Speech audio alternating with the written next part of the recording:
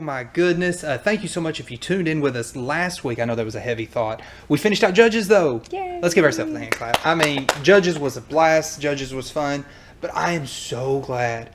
We're going to do Ruth. We're going to get into Samuels. We're going to get into Kings. We're about to get to the prophets. I'm just excited to move forward. Can I tell you the book I'm looking forward to right now? 2 books. Proverbs, Isaiah. Those are ones I'm just, maybe I'll find something I'm more excited in between, but those are ones I'm just ready to deep dive and have fun with. How about you? What Old Testament book are you most excited about? Ruth is one of my absolute favorite Old Testament books, especially because how heavy Judges was. This is a much happier story as far as ending. Can we get an amen? Yeah. So I'm amen excited. In the chat right now. I know this is one of Jesse's favorite books. I don't even know why I asked that question. So I'm going to you're leading up Ruth for us. Yeah. Take us in here. We're in Ruth chapter 1. If you guys didn't know, super short book. Yes, there's only 4 chapters to Ruth. I personally read it and read the commentary and took my time, and it only took me about 30 minutes, so it's not... I do have one Ruth fact Oh. that blows my mind. So this will be the last time you probably should hear me say this. The wild, wild west of Israel. Did you know the timeline of Ruth is inside the timeline of Judges? Yes. You didn't know that? It was in my commentary Bible. Yeah. Oh, she always pulls out the commentary Bible. Sorry. I did not know that. I thought, Micah, in my very small mindset, Ruth is after Judges, so Ruth's time happened after Judges. No, Ruth happened, it wasn't Gideon, but it was near one of those middle Judges. Yes, as far as they can tell. I actually looked at a timeline today, and yeah, it was like Gideon, Samson, probably Ruth in this area, so... I didn't. Okay, well, Sorry. I thought I had a cool fact for you. You do have a cool fact for people that didn't know. Jensen, did you know that? No, I didn't. Okay, that makes me feel a little better. Perfect. Okay, take us into this. Okay, most people know the story of Ruth, but I'm just going to break down some things for you. In chapter 1, we get kind of like the background story. So, we learn that Ruth and her sister-in-law were from Moab. They were not from Israel. Here's your fun fact. I'm sure a lot of people know. She is King David, his great-grandmother. And were you counting to see if I was right? No, I wouldn't count that. Okay. That's really cool. Yeah, and that seems like forever away. But when I had the privilege of knowing 3 of my great-grandmothers for a long time, actually. One actually just passed away the past 3 years. So it's crazy to see how close we are in the genealogy of Christ, because, out of David came Christ. It's kind of mind-blowing. So there's some So fun you facts. can chase it back. Ruth is the beginning of Christ. Go all the way back there. Yeah, sort of. So it's pretty cool. Okay, so chapter 1, a lot of tragic stuff happens. So Naomi had this husband, Elimelech. He passed away. Now she had 2 sons, right? And one of them married Ruth, who is kind of like the whole basis of the book, Ruth, and one was Orpah. Well, both of their husbands died. So now this woman, Naomi, she's not only lost her husband, she's also lost her 2 sons. And now she's left with her 2 daughter-in-laws. So she, explains to them, hey, it's been great. You should just go back to your father's houses, get married again, start over. It's been nice knowing you. Well, Orpah's really sad, but she's like, goodbye. She leaves. But Ruth kind of sticks with Naomi. Chapter 1, verse 19 and 20. So this is after Ruth is like, listen, I'm going to stay with you. I refuse to leave. So they two, Naomi and Ruth, went until they came to Bethlehem. And it came to pass when they were come to Bethlehem that all the city was moved about them and said, is this Naomi? And she said unto them, call me not Naomi, call me Mara, for the Almighty hath dealt very bitterly with me. So names like Mara, Mariah, Mary, they all have that root wording that means bitterness or bitter. So what Naomi went through, she lost her son, she lost her, 2 sons and her husband, and really a daughter-in-law who had left to go back home. She went through all of this, and what she went through became her identity. She literally changed her name. And I can't blame her. She went through a lot of loss. So this was what she was just wearing it, as a badge. This is who I am. The Lord's hands left me. Don't call me Naomi. So after a while, Ruth wants to go and glean in the fields. So that's chapter 2, verses 2 and 3. And Ruth, the Moabitess, said unto Naomi, Let me now go to the field and glean ears of corn after him, in whose sight I shall find grace. And she said unto her, Go, my daughter. And she went and came and gleaned in the fields after the reapers. And her hap was to light on the part of the field belonging unto Boaz, who was the kindred of Elimelech. So what they would do is people that were poor could come after the harvesters and kind of gather up what was left of the wheat. So this is what she was doing. She really could have had a pity party because her husband had passed away. You know, I'm sure her sister-in-law to some extent was her friend. They seemed pretty tight. So she's went through a lot of loss too, but she didn't sit down and have a pity party. She didn't just like give up. She's like, okay, we gotta eat, so I'm gonna get to work. So she does this. In chapter 2, verses 11 to 12, now this is after Boaz, he comes and greets his workers, which is like super nice. And then he recognizes, hey, one of you was not here before. And so they're like, who is that? So they explain, well, it's Ruth. She came with Naomi, you know, and they kind of give him the background story of, you know, they lost a lot of people and, you know, close to them. And so this is the situation.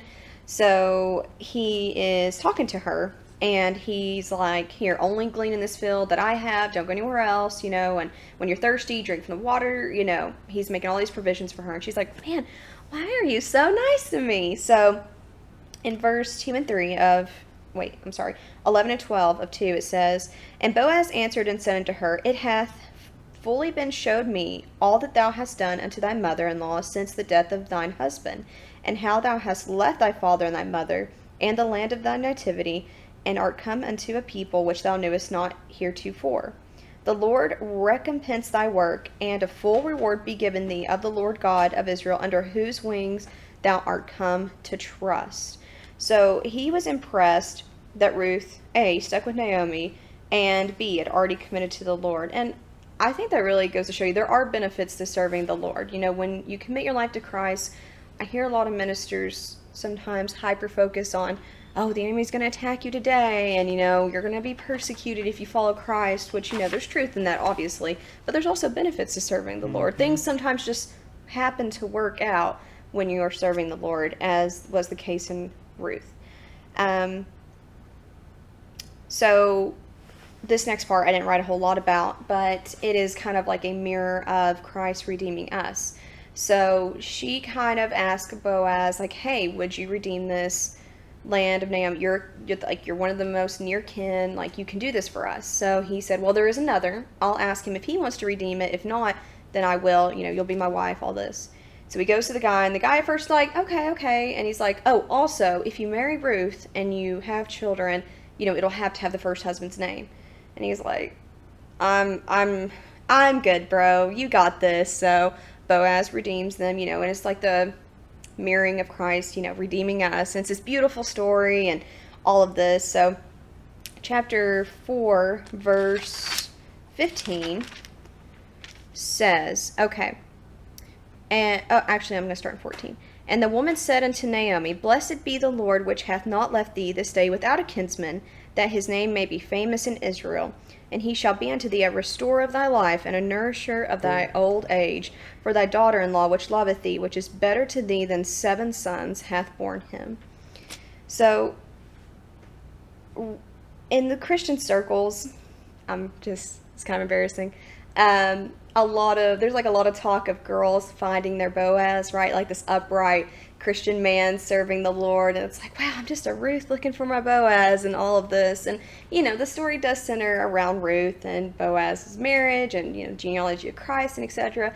But I heard someone recently say that the story's just as much about Naomi finding and rekindling her relationship with God. Because at the beginning, she has all this loss and she's, you know, she wore it as an identity. She's like, the Lord's dealt bitterly with me. And by the end, she's blessing the Lord for all of his goodness and everything. And it reminds me of how many times the Lord's done that for me personally, where it's like, God, where are you? Like, I'm going through some horrific stuff and you just like let this happen.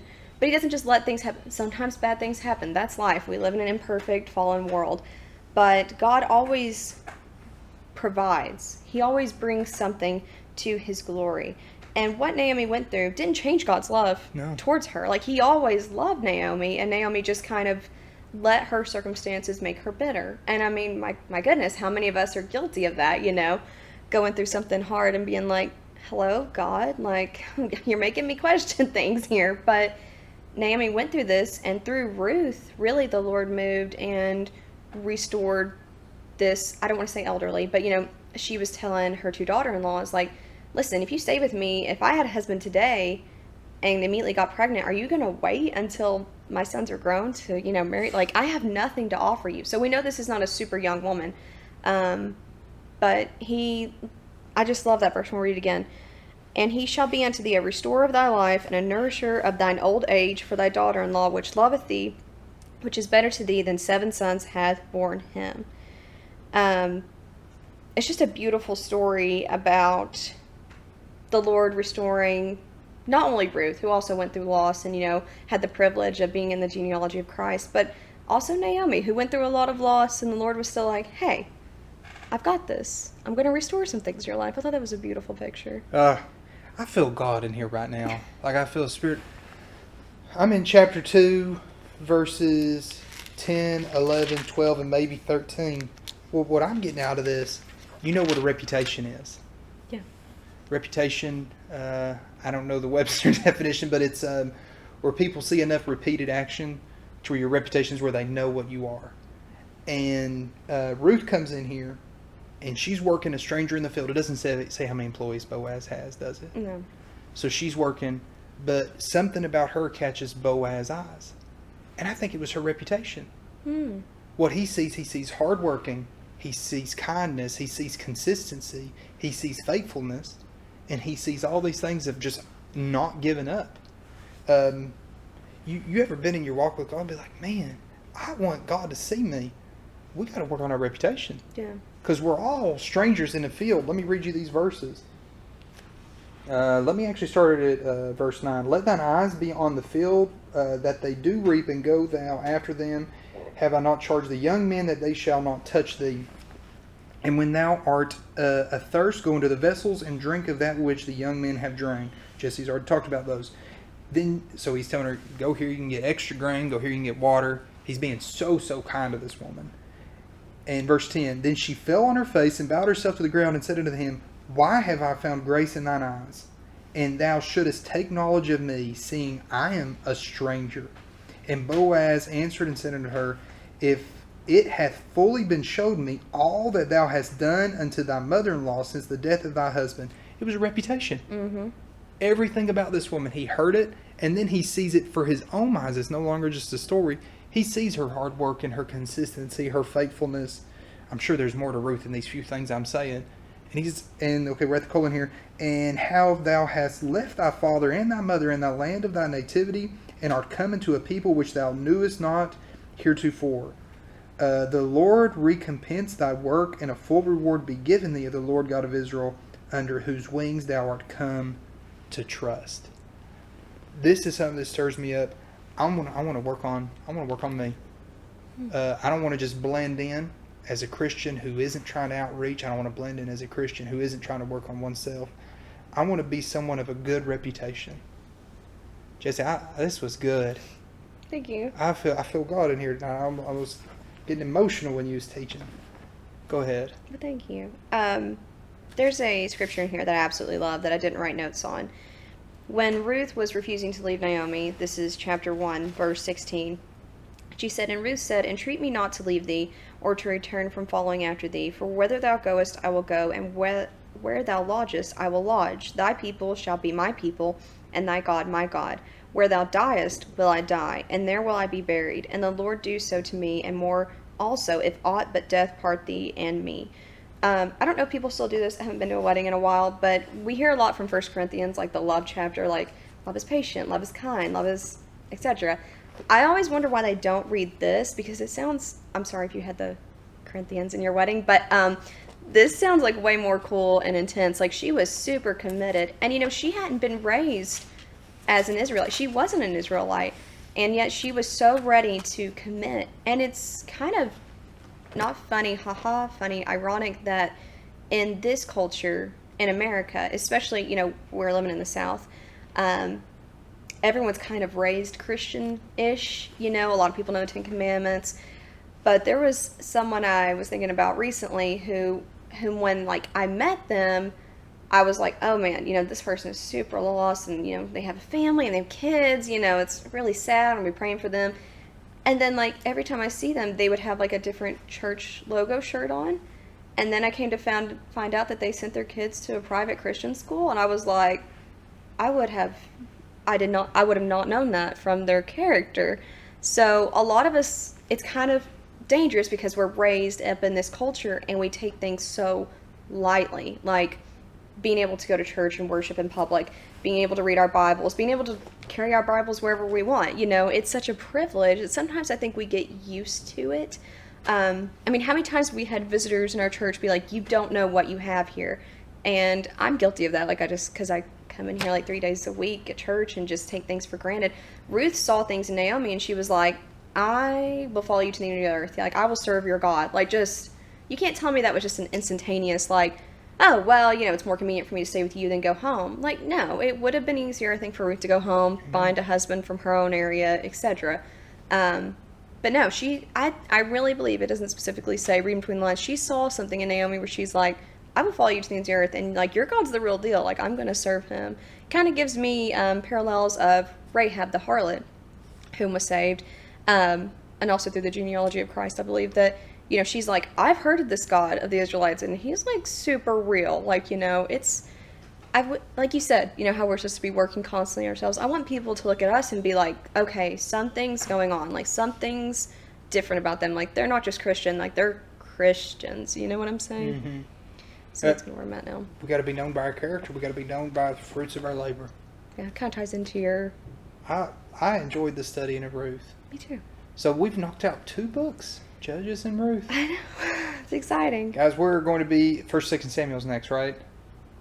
Yes, I think. So next week, tune in with us. We're going to be in the Samuels. I know there's a lot of deep study there. We're going to have to really take some time. Get as much as we can get out of that. Definitely. Just like with the rest of this word. So thank you so much for tuning in with us.